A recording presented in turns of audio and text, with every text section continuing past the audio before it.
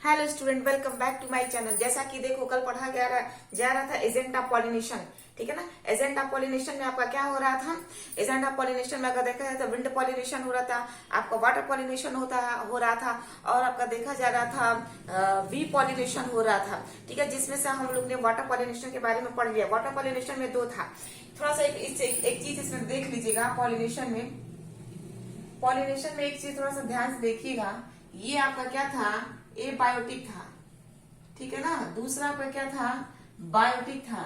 ए biotic में आपका wind pollination था। विंड पॉलिनेशन को हम लोग ने पढ़ लिया। एक था आपका वाटर पॉलिनेशन था।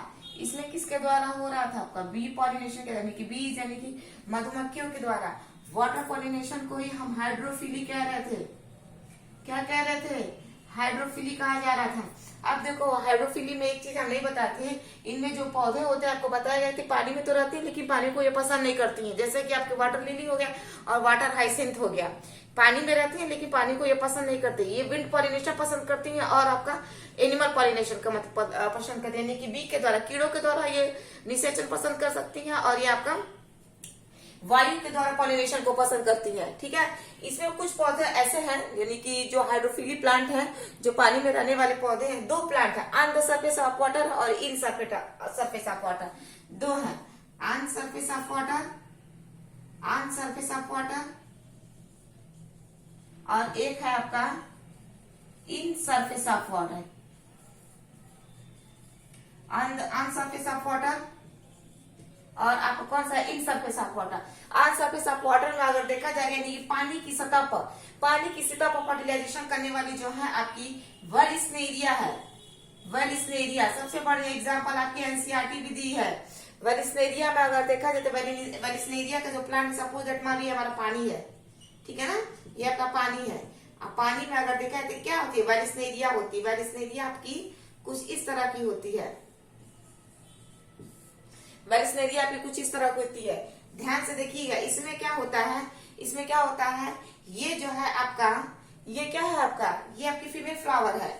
ये आपकी फीमेल फ्लावर रिक्वायरिंग होती है, अंदर की तरफ बैठी होती है। जब इसके अंदर फर्टिलाइजेशन का टाइम आता है वेलिस्नेरिया के अंदर, तो ये क्वाइलिंग होकर, यानी कि पहले तो अंदर की तरफ सिकुड़ी हुई बैठी होती है, लेकिन जब फर्टिलाइजेशन का टाइम आ रहा, तो ये जो इसके ये जो डंठल दिखाई दे रही है, ये डंठल क्या होती है? क्वाइलिंग हो जाती है। मतलब देखा जाएगा घूम जाती है। घूमने के बाद क्या होती है?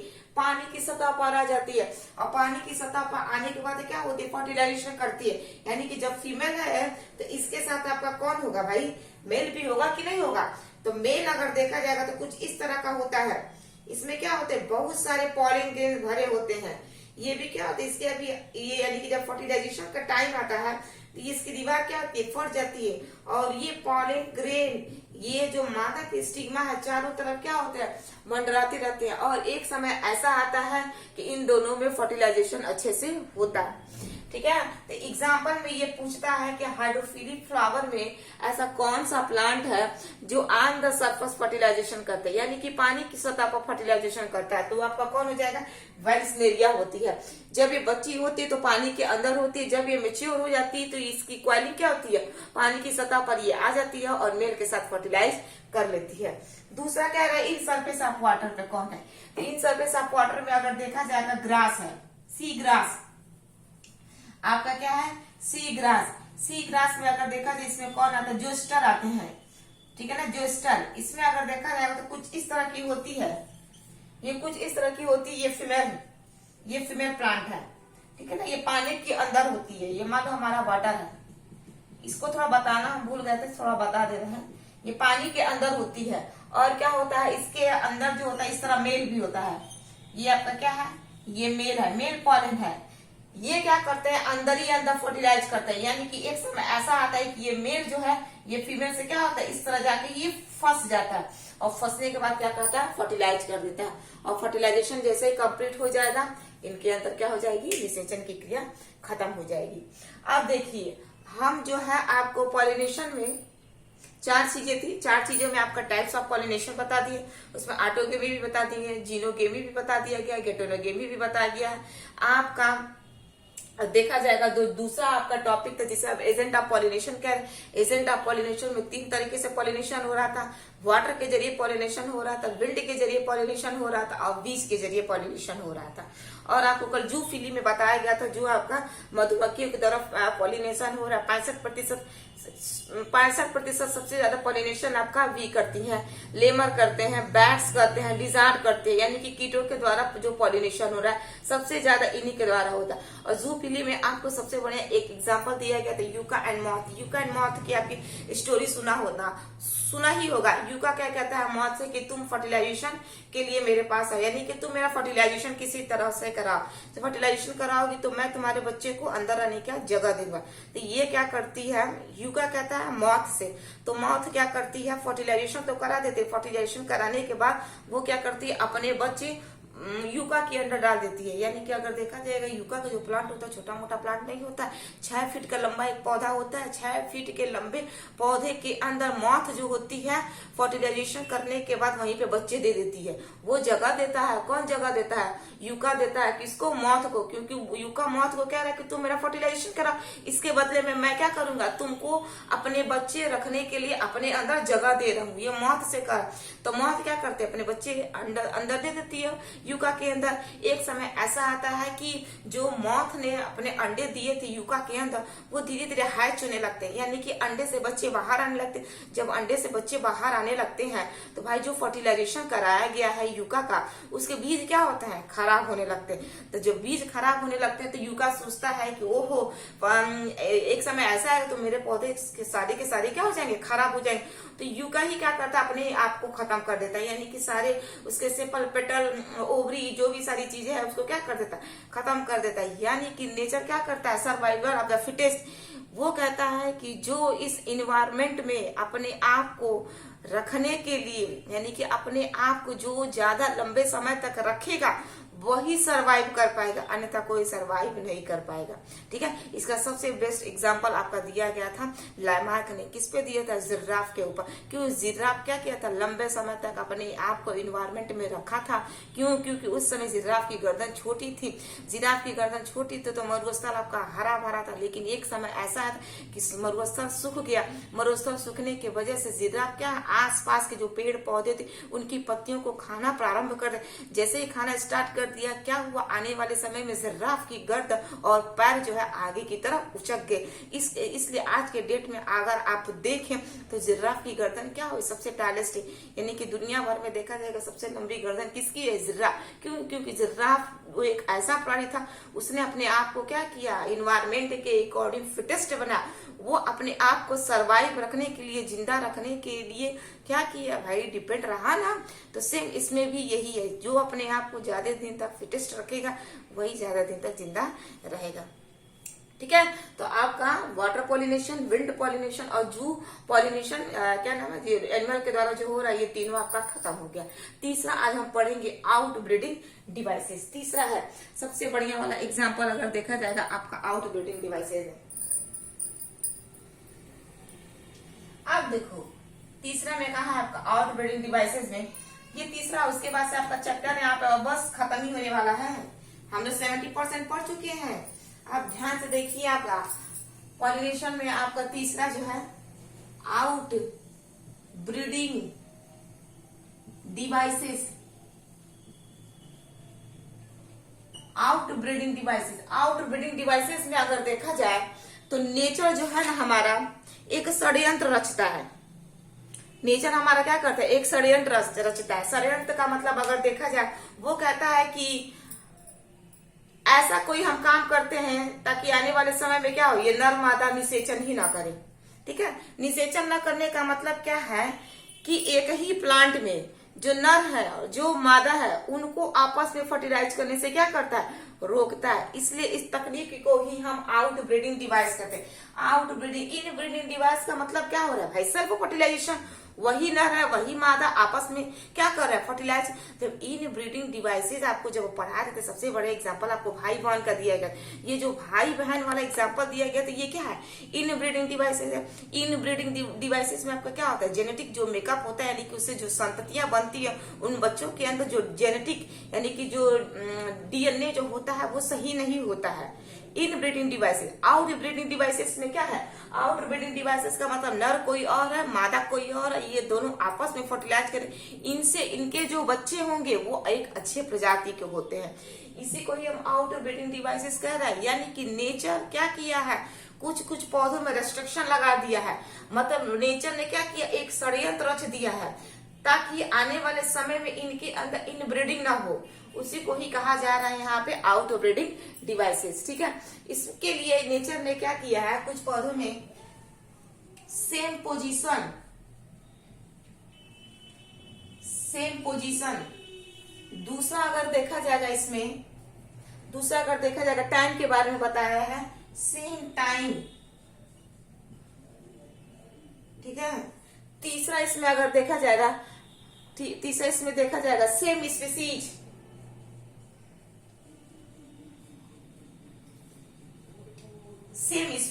देखो इन तीनों को रोकने के लिए ही हम आउटब्रीडिंग डिवाइस तकनीक का उपयोग कर रहे हैं। सेम पोजीशन का मतलब क्या हो रहा है, देखो नेचर ने क्या किया है, नेचर ने क्या किया, जैसे मान लो ये हमारा थैलमस है, ये हमारा क्या है, थैलमस है। थैलमस में अगर देखा जाए तो ये आपकी क्या है, ये आपकी ओवरी है। ठीक है, ओवरी है, ये आपका क्या है, यहाँ पे स्टामिन। तो यहाँ पे देखो नेचर ने क्या किया है, स्टिग्मा, ये जो आपकी स्टिग्मा है, ये जो आपका स्टिग्मा है, स्टिग्मा को इसने क्या किया है, लंबा कर दिया। स्टामिन को यहाँ पे क्या कर दिया है, स्टामिन को यहाँ पे छोटा कर दिया। यानी कि नेचर, देखो ये नेचर चाहता है कि इनके अंदर इनब्रीडिंग ना हो, मतलब ये आपस में फर्टिलाइज ना करे। नेचर चाह रहा है कि आने वाले समय में इन पौधों के बच्चे अच्छे बने, इसीलिए ना आउटब्रीडिंग डिवाइस तकनीक का उपयोग कर रहा है। तो यानी कि जब एक नर छोटा रहेगा और मादा बड़ी रहेगी तो फर्टिलाइजेशन नहीं होगा, इसलिए इस तकनीक को हम क्या कर रहे हैं, आउटब्रीडिंग डिवाइस। यानी कि नेचर ने क्या किया, पोजीशन ही इनका चेंज कर दिया है, यानी कि प्लेस ही इनका क्या कर दिया है, चेंज कर दिया है। दूसरा क्या बता रहा है, इसमें सेम टाइम। सेम टाइम का मतलब अगर देखा जाए तो मैच्योरिटी, मेल और फीमेल की क्या है, मैच्योरिटी। यानी कि इसमें क्या है, पहला। दूसरा देखो इसमें क्या होगा, जैसे कि मान लो ये हमारा थैलमस है, क्या है, थैलमस है, ये हमारी क्या है, ये ओवरी है, ओवरी, ये हमारी क्या है, ओवरी है, ये हमारी क्या है, स्टामिन है। तो यानी कि स्टामिन और ये ओवरी में अगर देखा जाएगा, एक जो है आपकी मेच्योर हो जाए और दूसरी आपकी मेच्योरी ना हो। ये मान लो आपकी मेच्योर हो गई और आपकी क्या है, आपकी ये इनमेच्योर है। इनमेच्योर का मतलब अभी सही तरीके से मेच्योर नहीं हुई, यानी कि एक पहले अगर देखा जाएगा नर जो है पूर्ण रूप से परिपक्व हो जाए, मादा परिपक्व नहीं हो रही है। यानी कि दूसरे वाले में अगर देखा जाएगा मादा परिपक्व हो जा रही है, नर परिपक्व नहीं हो रहा है। तो इन कंडीशन में क्या होगा, इन कंडीशन में अगर देखा जाएगा सेम टाइम, यानी कि नेचर क्या कर दिया, इन दोनों का टाइम ही चेंज कर दिया है। इन दोनों का टाइम का मतलब क्या है कि पहले मादा को परिपक्व कर दिया, नर को छोड़ दिया है। नर को परिपक्व करेगा दूसरे में, तो मादा को क्या कर दिया है, अपरिपक्व हो गया है। यानी कि जब दोनों में से कोई एक मेच्योर होगा तो फर्टिलाइजेशन नहीं होगा। फर्टिलाइजेशन के लिए क्या जरूरी है, दोनों का मेच्योर रहना जरूरी है। तो नेचर ने क्या किया, इस तकनीक को यानी कि आउटब्रीडिंग डिवाइसेस तकनीक को बनाए रखने के लिए पौधों में टाइम को चेंज कर दिया। नेचर ऐसा चाहता है। फिर क्या किया है कि सेम स्पीसीज के होने चाहिए फ्लावर, तभी जाकर फर्टिलाइजेशन होगा। सपोज डाटा का मानना है, सबसे बड़े एग्जाम्पल आपका किसका है, पपाया का है। इसमें अगर देखा जाएगा आपका किसका एग्जाम्पल बढ़िया है, आपका पपाया।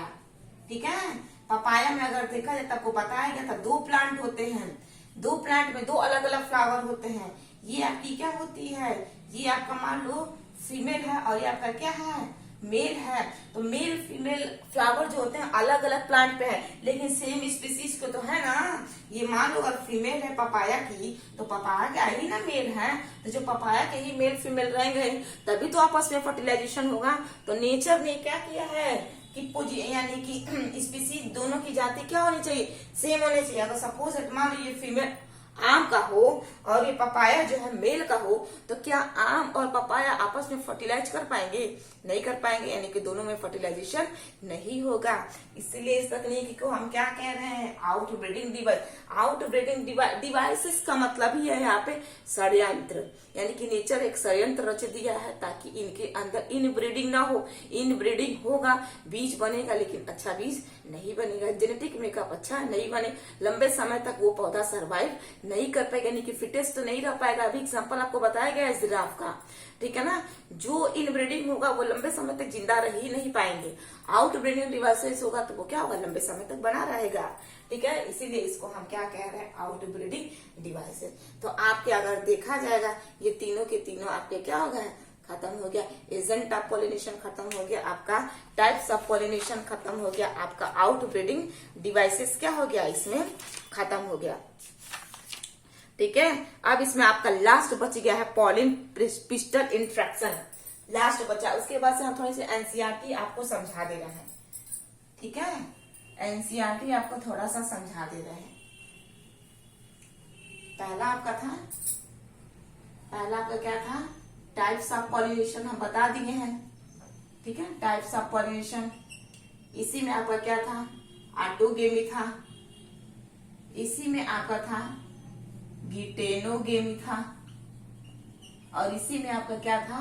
जेनोगेमी था। इन तीनों के बारे में हम बता दिए हैं, ठीक है ना। तीनों के बारे में आप भी अच्छे से घर पर जाकर अच्छे से इसको रिवाइज करिए।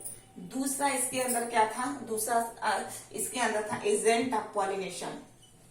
Agent of pollination, agent of pollination में इसमें क्या बताया गया था? एजेंट ऑफ पॉलिनेशन में पहला था इसके अंदर वाटर था, दूसरा क्या था? विंड था, तीसरा क्या था? इसके अंदर वीज था, यानी कि एनिमोफिली, हाइड्रोफिली एंड जूफिली। दूसरा था, तीसरा अभी जस्ट पढ़ाया गया है, क्या बताया गया है? आउट ब्रीडिंग डिवाइस, यानी कि नेचर चाहता है कि इसके अंदर इन ब्रीडिंग ना हो, जेनेटिक मेकअप अच्छा नहीं बनेगा, इसलिए नेचर ने क्या किया है? आउट ब्रीडिंग डिवाइस को लाया ताकि जेनेटिक मेकअप अच्छा बने और वो पौधा फिटेस्ट हो, लंबे समय तक सर्वाइव कर जाए। तो इसको कहा गया आउट ब्रीडिंग डिवाइसेस। तीनों खत्म हो गया ना। अब देखो चौथा में आपका क्या है? Pollen pistil interaction. Pollen pistil interaction में क्या होता है कि पॉलिन का मतलब होता है मेल, पिस्टिल का मतलब होता है फीमेल। मेल फीमेल क्या करते हैं? आपस में बात करते हैं। इसमें एनसीईआरटी में इतना लंबा चौड़ा महाभारत बना के दिया है, इसका कोई मतलब नहीं। पॉलिन पिस्टिल इंट्रैक्शन का मतलब होता है जब पॉलिन स्टिग्मा के ऊपर लैंड करता है तो आपस में क्या होती है? इन दोनों के बीच में बातचीत चलती है, यानी कि सेम स्पीसीज। जैसा कि कुछ समय पहले हम आपको बताए थे, जैसे ही लैंड करेगा पॉलिन स्टिग्मा के ऊपर, दोनों के अंदर बातचीत ये होती कि तुम मेरी जाति के हो नहीं। अगर मान लो पॉलिन अगर आपका रहे, सपोज दैट मान लो आपका संतरे का हो और आपका फीमेल क्या हो? पपाया को, तो संतरे पपाया में कैसे फर्टिलाइजेशन होगा? नहीं ना हो पाएगा। तो इसीलिए क्या होती है यहाँ पे पॉलिन पिस्टल के बीच में बातचीत चलती है, यानी कि सेम स्पीसीज का होता है। सेम स्पीसीज का अगर आपका मेल है तो सेम स्पीसीज का आपका फीमेल होनी चाहिए। अगर मादा अगर आपका पपाया है, फीमेल अगर आपका देखा जाएगा पपाया है, तो मेल भी आपका क्या होना चाहिए? पपाया होना चाहिए, तभी इसके बीच में आपका फर्टिलाइजेशन होगा, अन्यथा फर्टिलाइजेशन नहीं होगा। आपका ये वाला टॉपिक भी क्या हो गया? खत्म हो गया। अब बस इसमें बचा है आपका डबल फर्टिलाइजेशन, ठीक है ना। डबल फर्टिलाइजेशन बचा है।